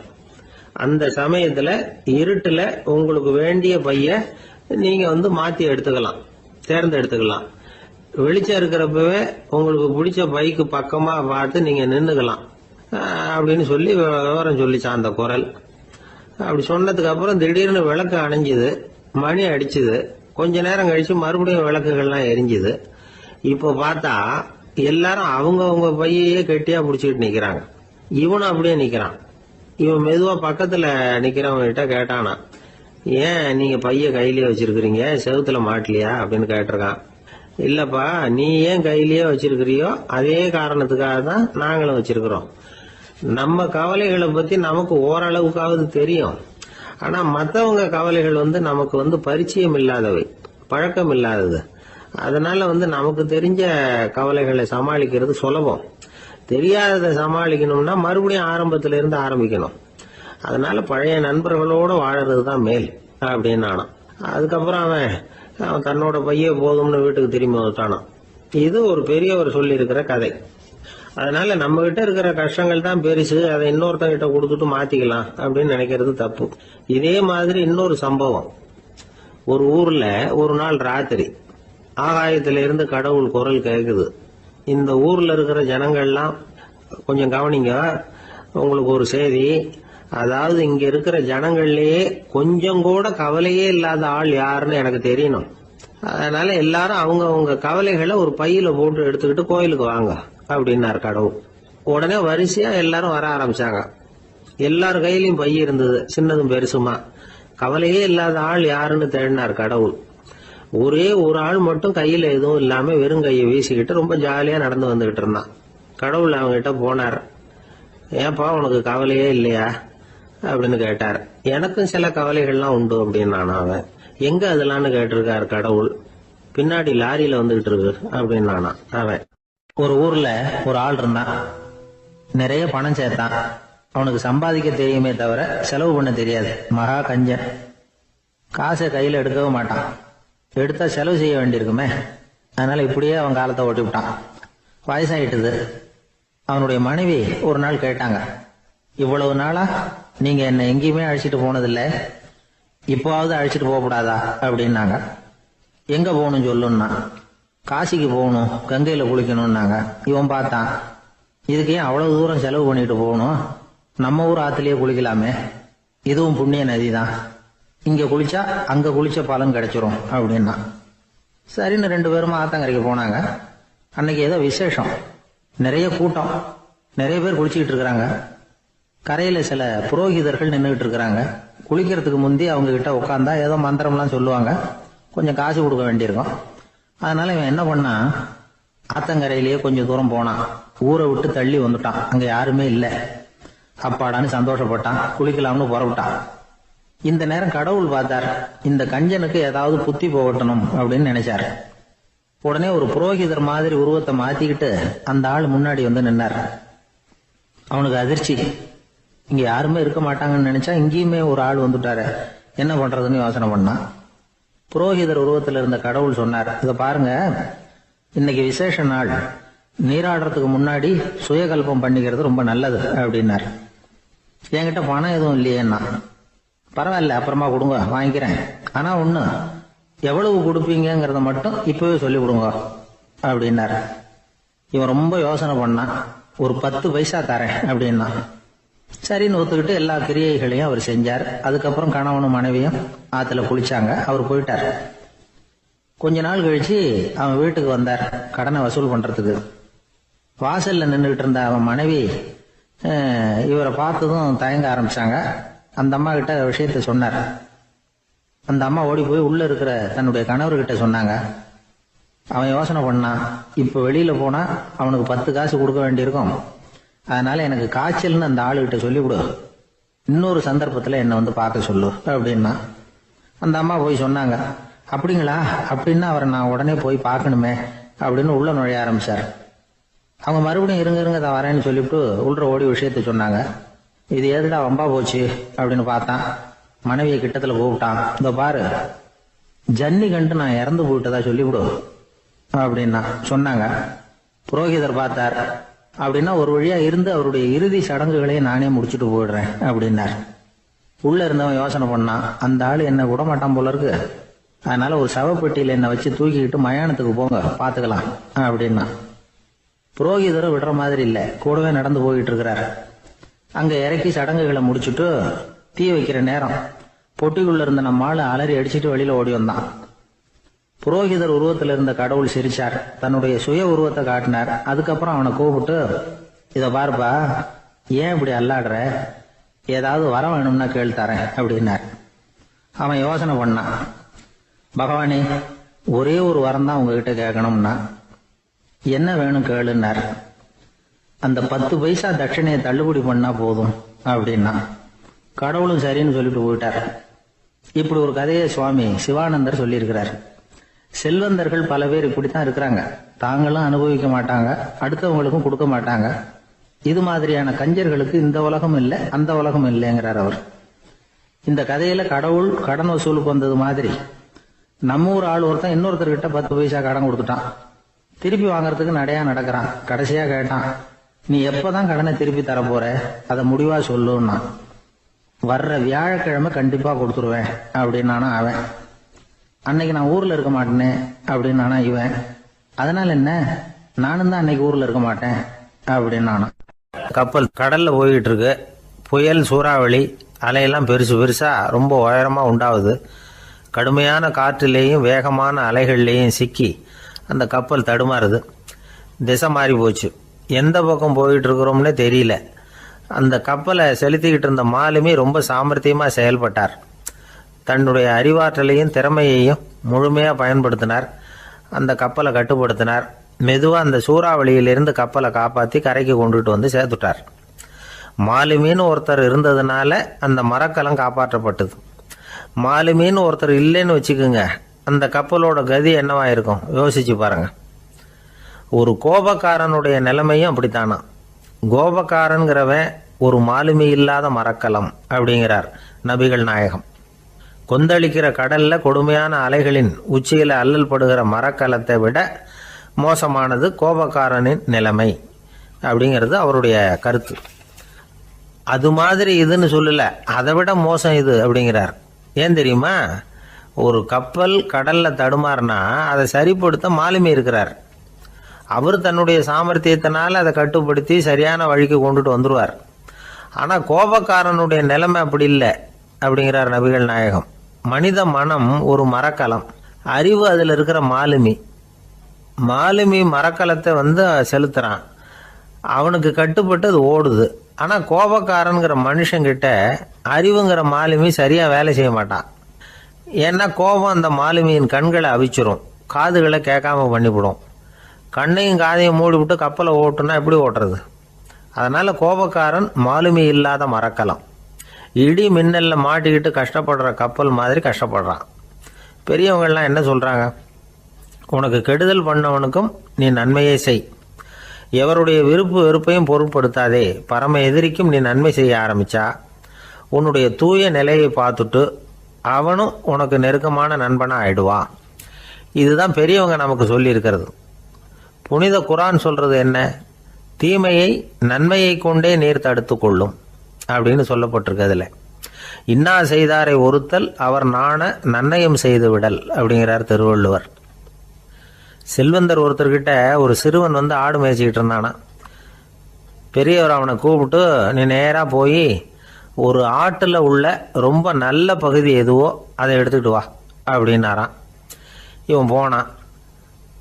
ஒரு ஆட்டு உடம்புல இருந்த நாக்கு, இருதயம், இது ரெண்டையும் எடுத்துகிட்டு வந்து கொடுத்தானான். பெரியவர் வாங்கி பார்த்தார். அதுக்கப்புறம் இப்போ நீ போய் இன்னொரு ஆட்டில் இருக்கிற ரொம்ப கெட்ட பகுதி எதுவோ அதை எடுத்துகிட்டு வா அப்படின்னாரான். இவன் போய் எடுத்துகிட்டு வந்தான். அவன் கையில் இருந்தது மறுபடியும் அதே மாதிரி நாக்கு, இருதயம், இது ரெண்டும் தான். என்னது இப்பவும் அதையே கொண்டுட்டு வந்திருக்கிற அப்படின்னாராம் பெரியவர். இவன் சொன்னானா, ஒரு உடம்புல உள்ள ரொம்ப நல்ல பொருளும் இதுதான், ரொம்ப கெட்ட பொருளும் இதுதான் அப்படின்னானா. இளம் வயசில் இப்படி பதில் சொன்னவர் தான் பேரறிஞர் லுக்மானுல் ஹக்கீம் அவர்கள். கோபப்படாமல் இருந்தால் இது ரெண்டும் நல்லா வேலை செய்யும், கோபப்பட்டால் இது ரெண்டும் மோசமாக வேலை செய்யும். அதை புரிஞ்சுக்கிறதுக்காகத்தான் இன்றைக்கி இந்த தகவல். கோபம் வந்துட்டால் நாம் என்ன செய்கிறோங்கிறது நமக்கே தெரியாது. ஒருத்தர் டாக்டர்கிட்ட போனார் அவசரமாக. டாக்டர், எனக்கு இப்போ கடுமையான கோப வெறி, எனக்கு கண்ணு மண்ணு ஒன்றும் புரியல, உடனடியாக அதை கட்டுப்படுத்தணும், உடனே இதுக்கு ஏதாவது ஒரு மாத்திரை கொடுங்க ப்ளீஸ் அப்படின்னார். அந்த டாக்டரும் உடனே ஒரு மாத்திரையை கொடுத்து இதை உடனே போடுங்க, நான் தண்ணி கொண்டுகிட்டு வரேன்னு உள்ளே போனார். தண்ணியோடு திரும்பி வந்தார். இவர் சொன்னார், டாக்டர், நீங்கள் கொடுத்த மாத்திரை ரொம்ப பெருசாக இருந்தது, இருந்தாலும் கஷ்டப்பட்டு முழுங்கிட்டேன்னார். டாக்டர் சந்தேகத்தோட மேசையை பார்க்குறார். பார்த்தா மாத்திரை அங்கேயே இருக்குது, பேப்பர் வெயிட்டை காணல. என்னுடைய நீண்டகால நண்பர் ஒருத்தர் வருஷம் தவறாமல் திருநள்ளாறு அப்படிங்கிற திருத்தலத்துக்கு போயிட்டு வர்றது வழக்கம். அங்கே என்ன சார் விசேஷம்னு கேட்கறது உண்டு. என்ன இப்படி கேட்குறீங்க? சனி பகவான் வந்து நலன் விருப்பப்படி அங்கே தானே எழுந்தருளி இருக்கிறார். அவரை போய் பார்த்து ஒரு கும்பிடு போட்டுட்டு வந்தா நம்ம பிடிச்சிருக்கிற சனியெல்லாம் விலகும் அப்படிம்பார். சத்தம் போட்டு சொல்லாதீங்க சார், வீட்டில் வேற யார் காதிலையாவது இது விழுந்துற போது அப்படின்னு சொல்கிறது உண்டு வர்றவங்க. இப்போ நான் சொல்கிறதுல உள்ள நியாயத்தை புரிஞ்சுக்கிட்டு அவரும் கொஞ்சம் எச்சரிக்கை உணர்வோட நமக்கு நன்றி சொல்லுவார்னு வச்சுங்களேன். அதாவது பார்வை மூலமாகவே. அந்த நண்பருக்கு ஆன்மீக விஷயங்களில் அதிக ஈடுபாடு உண்டு. அப்பப்போ சில புராண கதைகளை எல்லாம் சொல்கிறது உண்டு. ரொம்ப சுவாரஸ்யமாக இருக்கும். எப்போவுமே புராண விஷயங்களை எல்லாம் அறிவியலுங்கிற தராசில் வச்சு எடை போட்டுட்டு இருக்கக்கூடாது. அப்படி பார்த்தா அதெல்லாம் நம்ப முடியாத வெறும் கற்பனைகளாக தோணும், மூட நம்பிக்கைகளாகவும் தெரியும். புராணங்களை புராணங்களாகவே புரிஞ்சுக்கிறவங்களுக்கு அதெல்லாம் அர்த்தமுள்ள செய்திகளை உள்ளடக்கி இருக்கிறதாக தெரியும். அந்த வகையில் தான் இந்த நண்பரும் நிறைய செய்திகளை சொல்கிறது உண்டு. சனியை போல கொடுக்குறவனும் இல்லை, சனியை போல கெடுக்கிறவனும் இல்லை அப்படின்னு சோதிடர்கள் சொல்லுவாங்க. நாம் ஏதாவது ஒரு வம்புல மாட்டிக்கிட்டா பிடிச்சது சனி அப்படிங்கிறோம். ராவணன் எப்பேற்பட்ட வீரன், அவனே சனி பார்வைப்பட்டது தானே சங்கடப்பட ஆரம்பிச்சான் அப்படின்னார் நண்பர். அது எப்படிங்கன்னு கேட்டேன்.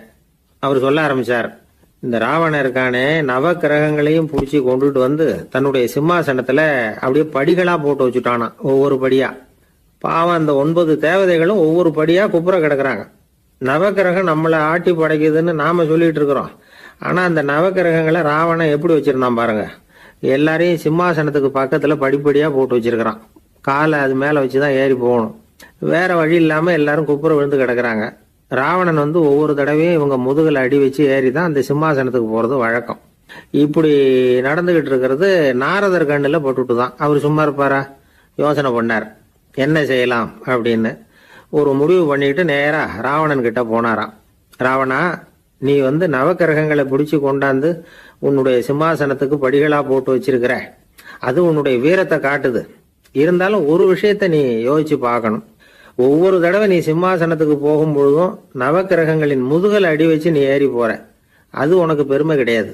அவங்களுடைய மார்புல அடி வச்சு ஏறி போகணும், அதுதான் உனக்கு பெருமை அப்படின்னாராம். இவர் சொல்றதும் சரிதானே அப்படின்னு யோசிச்சிருக்கான் ராவணன். உடனே குப்புற கிடந்த நவக்கிரகங்களை திருப்பி மல்லாக்க போட்டான். அவங்க மார்புல அடி வச்சு மேலே ஏறி சிம்மாசனத்துக்கு போனானா.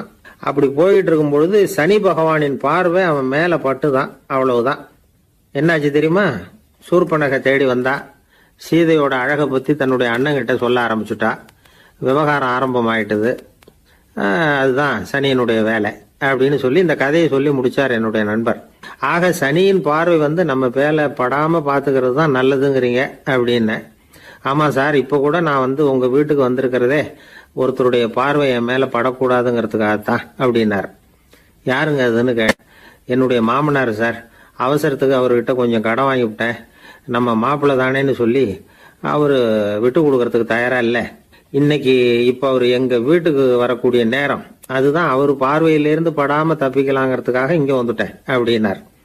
பார்வை படணும்னு இருந்தா பட்டுத்தான் தீரும் போல இருக்கு அப்படின்னா. என்ன சார் சொல்றீங்கன்னார் ஒன்னும் புரியாம. நீங்க இங்கதான் வருவீங்கன்னு அவருக்கு ஏற்கனவே தெரியும் போல இருக்கு.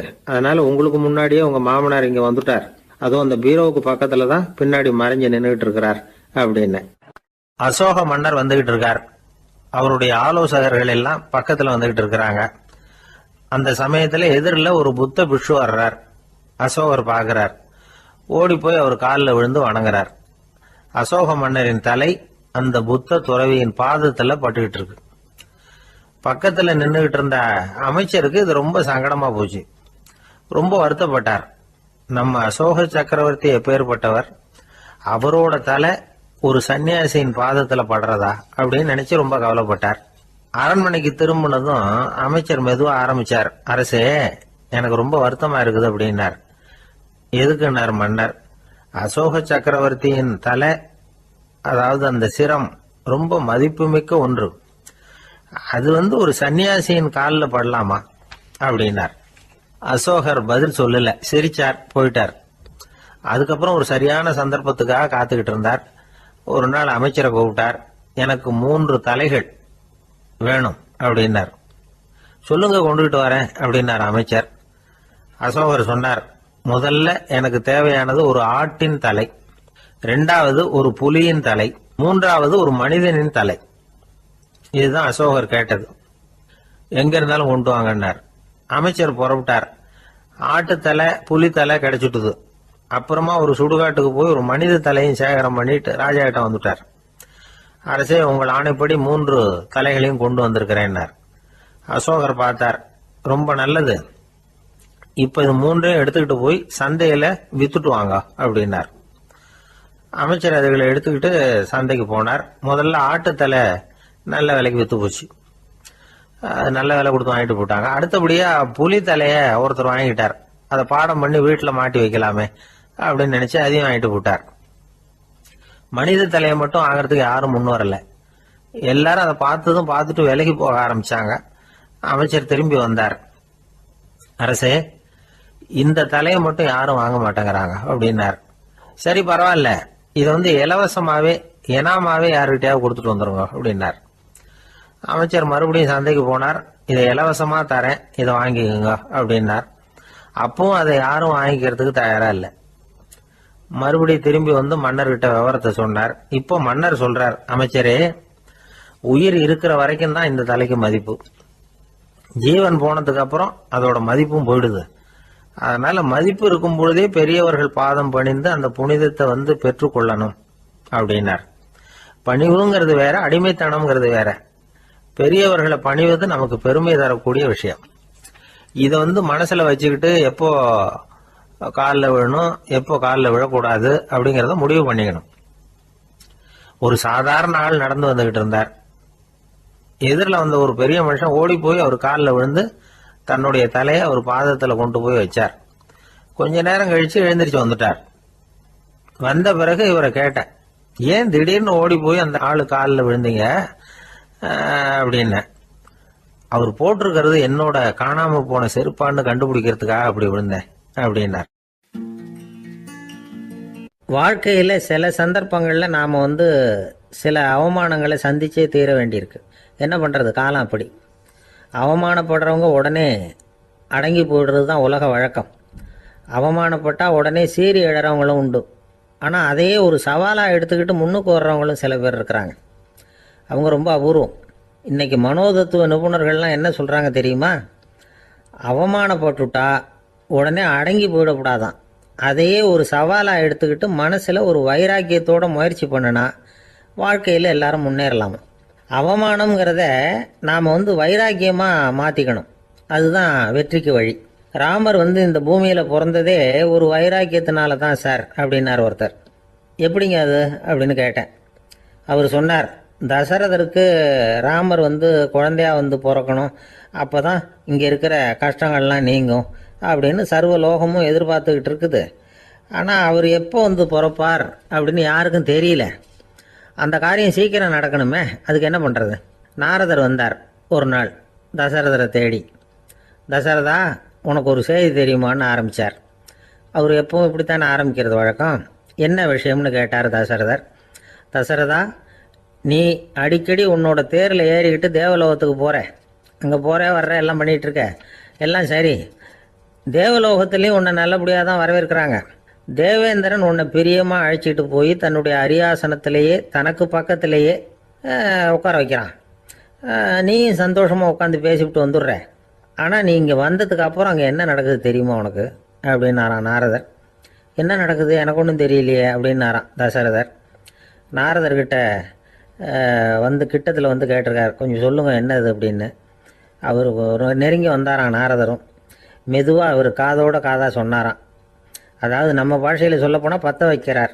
நீ அங்கே தேவேந்திரங்கிட்ட உட்காந்து பேசிவிட்டு வந்த பிறகு நீ அங்கே உட்காந்துருந்த அரியாசனத்தை தண்ணி ஊற்றி கழுவி சுத்தப்படுத்துகிறாங்க. நீ என்ன அந்த அளவுக்கு சுத்தம் இல்லாத ஆளா, தினம் குளிக்காமையாக இருக்கிற அப்படின்னாராம். தசரதருக்கு இது ரொம்ப அவமானமாக போயிட்டுது. அப்படியே செய்கிறாங்க அப்படின்னாராம். ஆமாம், நீ வேணும்னா நான் சொல்கிறது உண்மையா இல்லையா அப்படின்னு சோதனை பண்ணி பார்த்துக்கோ அப்படின்னாரான் நாரதர். உடனே தசரதர் இதுக்காகவே புறப்பட்டு தேவலோகம் போனார். அங்கே வழக்கம் போலவே இவரை கூப்பிட்டு உட்கார வச்சு பேசிக்கிட்டு இருந்தான் தேவேந்திரன். கொஞ்ச நேரம் பேசிக்கிட்டு இருந்துட்டு சரி நான் கிளம்புறேன்னு புறப்பட்டார். சரி, அவனும் வாசல் வரைக்கும் வந்து வழி அனுப்பி வச்சுட்டு உள்ளே போயிட்டான். தசரதர் வெளியில் கொஞ்ச நேரம் மறைஞ்சி இருந்துட்டு மெதுவாக உள்ளே எட்டி பார்த்தார் என்ன நடக்குதுன்னு. நாரதர் சொன்னது உண்மைதான். தசரதர் உட்காந்துருந்த ஆசனத்தை அங்கே 2 தேவர்கள் கழுவி சுத்தப்படுத்திக்கிட்டு இருக்கிறாங்க. தசரதரால் இதை தாங்கிக்க முடியல. அவருக்கு ரொம்ப அவமானமாக போச்சு. நேராக கிடுகிடுன்னு தேவேந்திரங்கிட்டே போனார். நான் உட்காந்துருந்த இருக்கையை சுத்தம் பண்ணுறியே, நான் என்ன அந்த அளவுக்கு பாவியா அப்படின்னு கேட்டார். ரொம்ப கோபமாக கேட்டார். தசரதரே, மனுஷனுக்கு 3 கடன்கள் உண்டு. தேவ கடன், ரிஷி கடன், பித்ரு கடன். இதை தீர்க்காதவன் பாவியாகிறான். இதில் மகனை பெறுவதால் தான் பித்ரு கடன் தீரும். உனக்கு மகன் கிடையாது, அதனால் நீ பாவியாகிற.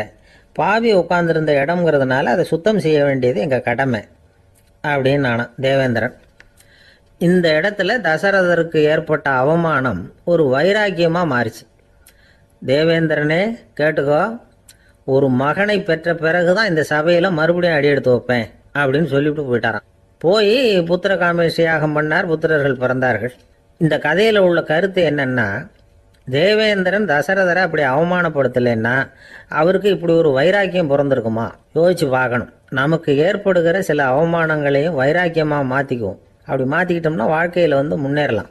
நம்ம ஆளுங்க சில பேர் அவமானத்தை வந்து வைராக்கியமாக மாற்றிக்கிறது எப்படி தெரியுமா? நம்மகிட்ட ஒரு பையன் சொன்னான், எங்கள் அப்பா என்னை எல்லாருக்கும் முன்னாடி வச்சு திட்டிவிட்டார், பொறுப்பு இல்லாமல் ஊர் சுற்றுறேன்னு சொல்லி அவமானப்படுத்தி விட்டார். இனிமேல் நீ என் முகத்திலேயே முழிக்காதரா போடான்னு வேற சொல்லிவிட்டார். எனக்கு ரோஷம் வந்துட்டுது. அந்த அவமானத்தை வைராக்கியமாக மாற்றிக்கிட்டேன். அன்னையிலேருந்து அவர் முகத்திலேயே முழிக்கிறது இல்லை அப்படின்னா. அப்படியான்னு கேட்டோம். ஆமாங்க, அவர் வீட்டில் இல்லாத நேரமாக பார்த்து உள்ள சமையல் கட்டுக்கு போய் சாப்பிட்டுட்டு நைஸாக வெளியில் வந்துடுவேன் அப்படிங்கிறான் அவன். உழைப்பும் நேர்மையும் உயர்வதற்கு வழிகள். அதை விட்டுட்டு உட்கார்ந்த இடத்துல இருந்துகிட்டே உயர போகணும் அப்படின்னு ஆசை கற்பனை பண்றாங்க. அந்த கற்பனையிலேயே பாதி வாழ்க்கை ஓடி போடுது. உழைப்புங்கிற வழியையும் நேர்மைங்கிற வழியையும் ஒதுக்கி விட்டு குறுக்கு வழியில ஓட நினைக்கிறவங்க குப்புற விழுந்துடுறாங்க. எந்த தொழிலை நாம செய்தாலும் சரி, அந்த தொழிலுக்குரிய பெருமையை நாம புரிஞ்சுக்கிட்டு அதுல ஈடுபடணும். அப்படி இல்லாம என்ன சார் பொழப்புது, இந்த தொழிலை மனுஷன் செய்வானா அப்படி புலம்பிக்கிட்டு இந்த தொழிலையே செஞ்சுக்கிட்டு இருக்கிறவங்க நம்மள பல பேர் உண்டு. செய்யும் தொழிலே தெய்வம் அப்படின்னு சொல்றாங்கல்ல, அப்படி சொல்றது எதுக்காக? அந்த அளவுக்கு அதுல ஒரு ஈடுபாடு வேணுங்கிறதுக்காகத்தான். ஒரு பெரிய மலைப்பகுதி, அந்த மலை அடிவாரத்துல ஒரு சிற்பி உட்காந்து ஒரு சிலையை வடிச்சுக்கிட்டு இருக்கிறான். கையில ஒரு சின்ன உளிய வச்சுக்கிட்டு ஒரு பெரிய கருங்கல் பாறையை கொஞ்சம் கொஞ்சமா உடைச்சுக்கிட்டு இருக்கான். ஒரு சிற்பத்தை வடிக்கிறதுங்கிறது அவ்வளவு உன்னதமான ஒரு தொழிலா? எல்லாராலையும் முடியுமா அது? அப்படி இருந்தும் அந்த சிற்பிக்கு மன நிறைவில்லை. அவன் நினைக்கிறான், இந்த கடுமையான வெயில்ல உட்கார்ந்து வேலை செய்யறது எவ்வளவு கஷ்டம். நாம ஒரு சிற்பியா இருக்கிறதுனால தானே சூரியன் கடுமையான வெப்ப கதிர்களை நம்ம மேல வீசுறான். நாமளே அந்த சூரியனா இருந்துட்டா இந்த கஷ்டம் இருக்காத. நம்மளை கஷ்டப்படுத்துறவன் நம்மளை விட வலிமை உள்ளவன். அதனால நாம அவனா மாறி விடுறதுதான் நல்லது அப்படின்னு அந்த சிற்பி யோசனை பண்ணான். அவன் எண்ணம் உடனே நிறைவேறிட்டுது. இயற்கைங்கிற மாபெரும் சக்தி அவனை ஒரு சூரியனா மாத்தி விட்டது. சிற்பி இப்போ ஒரு சூரியனா மாறினான். இனிமே இந்த உலகத்துல நம்மளை விட வலிமை உள்ளவன் வேற யாரும் கிடையாது அப்படின்னு நினைக்க ஆரம்பிச்சுட்டான். அவனுக்கு மகிழ்ச்சியா இருந்தது. அந்த மகிழ்ச்சி அதிக நேரம் நீடிக்கல. ஏன்னா கொஞ்ச நேரத்துல ஆகாயத்துல கரிய மழை மேகங்கள் அப்படியே சூழ்ந்து வந்தது. சூழ்ந்து வந்த மேகங்கள் சூரியனை மறைக்க ஆரம்பிச்சது. இப்போ சூரியனா இருந்த அந்த சிற்பி நினைச்சு பாக்குறான், என்ன இது, என்னையே இந்த மேகம் மூடி மறைக்குதுன்னா அது என்னை விட பெரிய ஆளா தான் இருக்கணும். அதனால இனிமே நாம சூரியனா இருக்கக்கூடாது, நாம மேகமா தான் இருக்கணும், அதுதான் கௌரவம் அப்படின்னு நினைக்க ஆரம்பிச்சிட்டான். இப்பவும் பாருங்க, இயற்கை அவனுடைய ஆசையை நிறைவேற்றி வச்சது. சூரியனா இருந்த சிற்பி மேகமா மாறினான். வான வீதியில அப்படியே உல்லாசமா வர ஆரம்பிச்சான். அந்த உல்லாசமும் அதிக நேரம் நீடிக்கல. எதிரில பார்த்தா பிரம்மாண்டமான மலைகள் வழியை அடைச்சிட்டு நிக்குது. வேகமா வந்த மேகம் மலையில மோதிக்கிட்டுது. அந்த மலையை தாண்டி அப்பால செல்ல முடியல. இப்போ அந்த மேகம் நினைக்குது, நாம எந்த தடையும் இல்லாம அந்த இடத்துல மிதந்து வர்றோம், நம்மையே போக விடாம தடுக்குதுன்னா அந்த மலைக்கு எப்பேற்பட்ட வலிமை இருக்கணும். இனிமேலும் நாம மேகமா இருந்து பிரயோஜனம் இல்ல, இருந்தா மலையா இருக்கணும், அதுதான் பெருமை அப்படின்னு நினைக்க ஆரம்பிச்சான். இப்பவும் பாருங்க, இயற்கை அவனுடைய ஆசையை நிறைவேற்றி வச்சது. மேகமா இருந்த சிற்பி மலையா மாறினான். பெரிய மலை பூமிக்கும் வானத்துக்குமா நின்றுகிட்டு இருக்கு.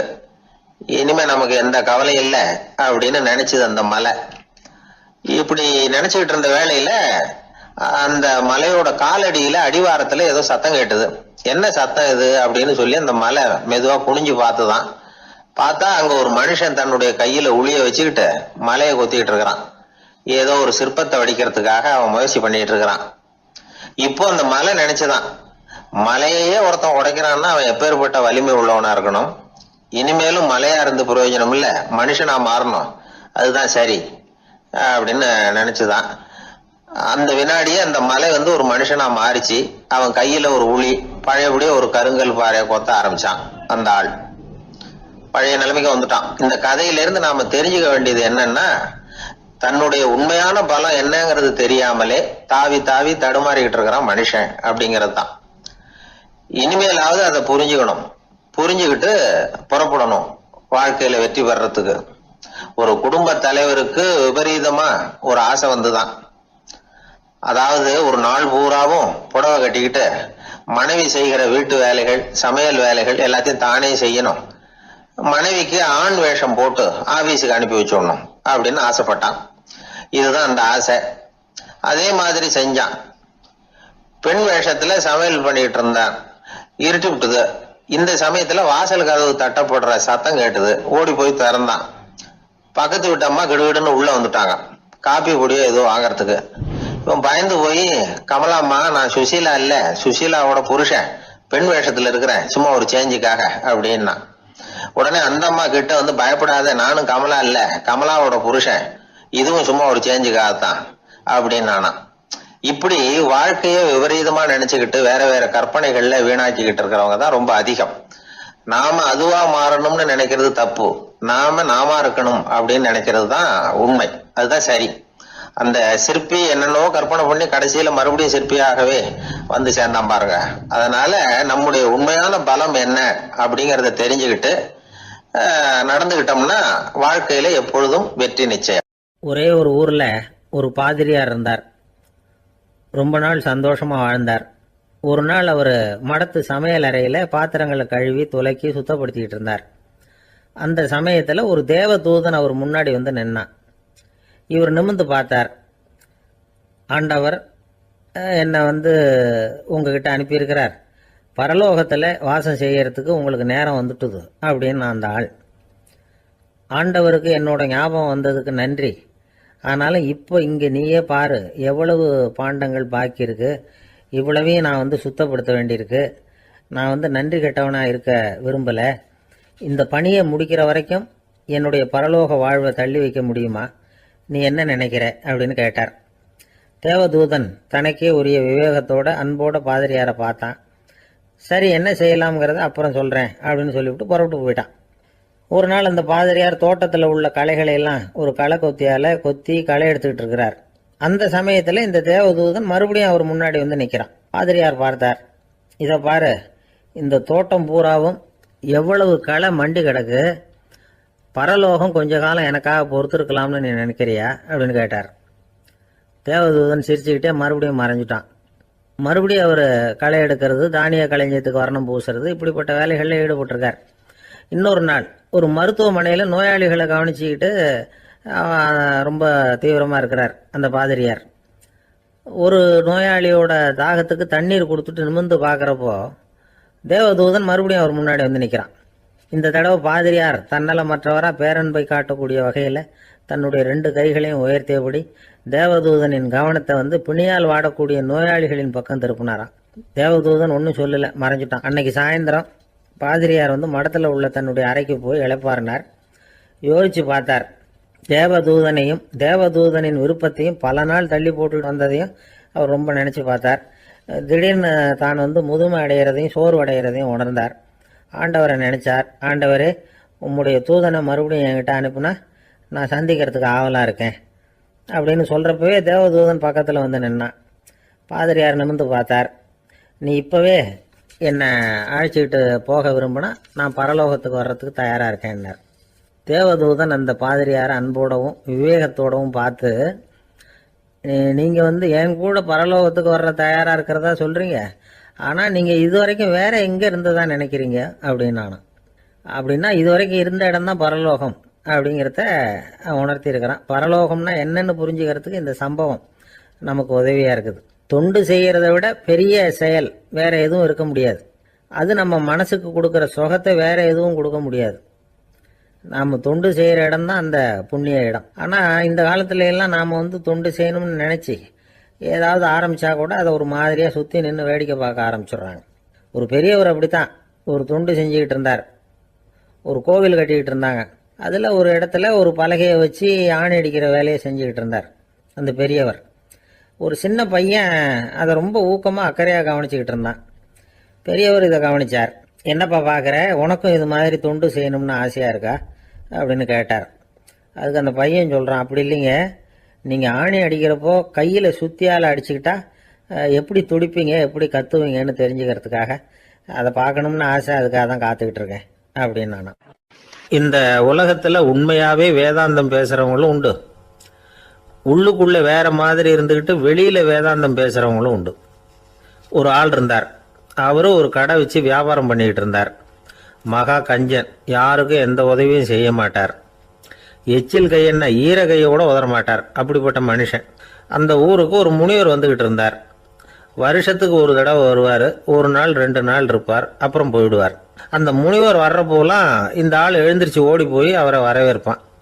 ரொம்ப பெரிய வேதாந்தி மாதிரி அவர்கிட்ட பேசிக்கிட்டு இருப்பான்.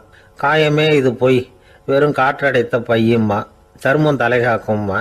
பணம் என்ன சார் பணம், இன்னைக்கு ஒருத்தன் கையில் இருக்கும், நாளைக்கு ஒருத்தன் கையில் இருக்கும், எல்லாம் மாயம். எனக்கு தான் இன்னமும் இந்த சம்சார பந்தத்திலிருந்து விடுபடுறதுக்கு நேரம் வரலேம்மா. அந்த முனிவரும் இந்த ஆள் இப்படி சொல்கிறத கேட்ட உடனே, ஏப்பா அப்படி சொல்கிற, இப்போ கூட நீ சரின்னு சொல்லு, உனக்கு தீட்சை கொடுத்து இதிலிருந்து விடுபடுற ஞானத்தை போதிக்கிறேன் பார். உடனே அந்த ஆள் என்ன சொல்லுவான் தெரியுமா, ஐயோ சாமி, இப்போ அது எப்படிங்க முடியும், பிள்ளைங்கள்லாம் சின்ன சிறுசுங்க, அதுகளுக்கெல்லாம் ஒரு கல்யாணம் காட்சின்னு செஞ்சு கடமையை முடிச்சுட்டா நீங்கள் சொல்கிறபடி செஞ்சு விடலாமா. சரி, இன்னும் முனிவர் போயிடுவார். அடுத்த வருஷம் வருவார். இவன் வழக்கம் போல் வேதாந்தம் பேசுவான். சரி, தீட்சை கொடுக்குறேன் வா அம்பார். பேரம்பேத்தியை பார்க்கணும், கோர்ட்டில் கேஸ் ஒன்று இருக்குது, அது முடியணும் அப்படின்னு தயங்க ஆரம்பிச்சிருவான். எல்லாம் சொல்லுவான், ஆனால் குடிக்கிறதுக்கு தண்ணி கூட கொடுக்க மாட்டான். ரொம்ப வருஷம் கழித்து மறுபடியும் ஒரு நாள் அந்த ஊருக்கு முனிவர் வந்தார். இவன் கடைக்கு வந்தார். அப்புறம் அங்கே கல்லாவில் நம்ம ஆள் இல்லை, அவன் புள்ள தான் உட்காந்துருக்கிறான். அப்பாவை போலவே புள்ளையும் எழுந்திரிச்சு ஓடியாந்து முனிவரை வரவேற்றான். அப்பா எங்கன்னு விசாரிச்சார் முனிவர். ஐயோ, அதை ஏன் கேட்குறீங்க சாமி, உங்ககிட்ட தீட்சை வாங்கி இந்த சம்சார பந்தத்திலேருந்து விடுதலை பெறணும்னு சொல்லிக்கிட்டே இருப்பார், அது நிறைவேறாமலே போய் சேர்ந்துட்டார். போன மாதம் ஒரு நாள் திடீர்னு நெஞ்சு வலிக்குதுன்னார், அவ்வளவுதான் போட்டுன்னு போயிட்டார் அப்படின்னு புலம்புனான் பையன். இதை கேட்டதும் முனிவர் சிரிச்சாரான். அவன் எங்கடா போவான், உன் அப்பா எங்கேயும் போகல, இதோ வாழை ஆட்டிக்கிட்டு உன் காலடியிலே இருந்துகிட்டு இருக்கான் பார் அப்படின்னு சொல்லி அங்கே நின்றுக்கிட்டு இருந்த ஒரு நாயை சுட்டி காட்டினாரான். என்ன சாமி சொல்கிறீங்க அப்படின்னு ஆச்சரியமாக கேட்டிருக்கான் பையன். உடனே முனிவர் அந்த நாயோட தலையில் ஒரு தட்டு தட்டி பேசுகிறா அப்படின்னாரான். உடனே அந்த நாய் வந்து வேதாந்தம் பேச ஆரம்பிச்சுட்டு தான், காயமே இது போய் வெறும் காற்றடைத்த பை அப்படின்னு தான். முனிவர் சொன்னார், அடே இப்போவும் ஒன்றும் கெட்டு போகல, நீ விரும்புனா சொல்லு, உனக்கு தீட்சை கொடுத்து என் பின்னாடியே அழைச்சிட்டு போயிடுறேன், அங்கே அழைச்சிட்டு போய் உனக்கு ஞானத்தை போதிக்கிறேன், வர்றியா அப்படின்னு கேட்டிருக்காரு. உடனே அந்த நாய் சொல்லிச்சான், ஐயோ அதை ஏன் கேட்குறீங்க சாமி, நான் உண்ணாமல் தின்னாமல் ஏராளமான சொத்து சேர்த்து வச்சுட்டேன், என் பிள்ளைங்க அதோட பெருமை தெரியாமல் ராத்திரி நேரம்லாம் கதவை திறந்து போட்டுட்டு தூங்கிடுவாங்க, அதனால் இப்படி நாயாக பிறந்து ராத்திரி பகலாக சுற்றி சுற்றி வந்து காவல் காத்துக்கிட்டு கிடக்கிறேன், இப்போ எப்படி சாமி வர முடியும் அப்படின்னு கேட்டுதான். அறியாமையிலேயே சுகம் கண்டு இப்படி இருக்கிற ஆளுங்களுக்கு எப்படி விடுதலை கிடைக்கும், எப்போ விடுதலை கிடைக்கும் அப்படின்னு கேட்குறார் தசாவதானி, திருக்குறள் பேர் ராமையா. அவர் கேட்குறது நியாயம் தானே.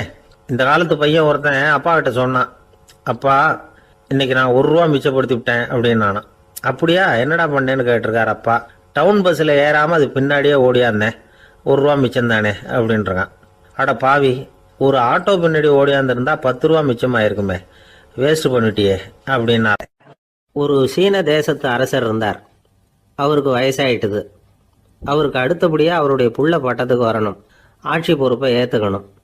ஒரு நல்ல தலைவனுக்கு இருக்க வேண்டிய பண்புகள்லாம் தன்னுடைய மகனுக்கு இருக்கணும்னு விரும்பினார் அந்த அரசர். அதனால் இளவரசனை பக்கத்தில் இருந்த ஒரு குரு கிட்ட அனுப்புனார். இளவரசன் அவர்கிட்ட போய் சேர்ந்தான்.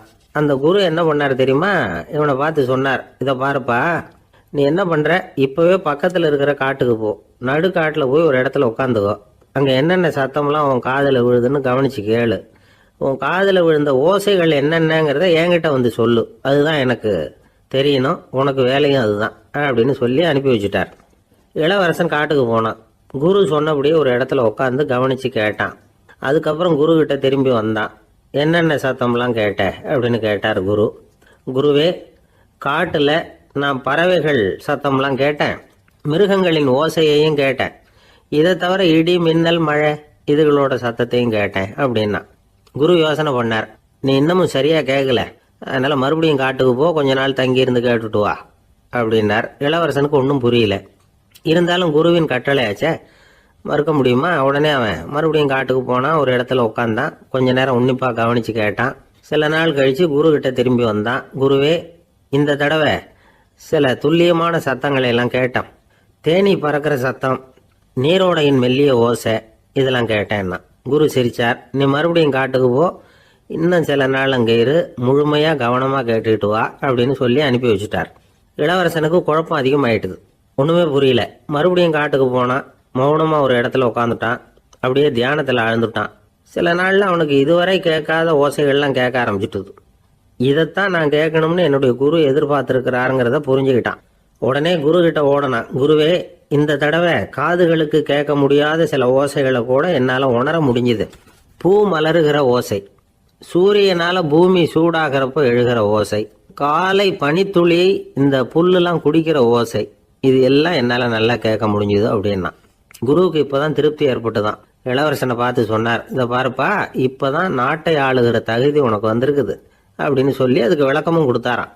எந்த அரசன் தன்னுடைய மக்களின் இதயம் பேசுகிற மௌன மொழியை, மௌன வார்த்தைகளை கேட்குறானோ அவன்தான் ஆள தகுதி உள்ளவன்.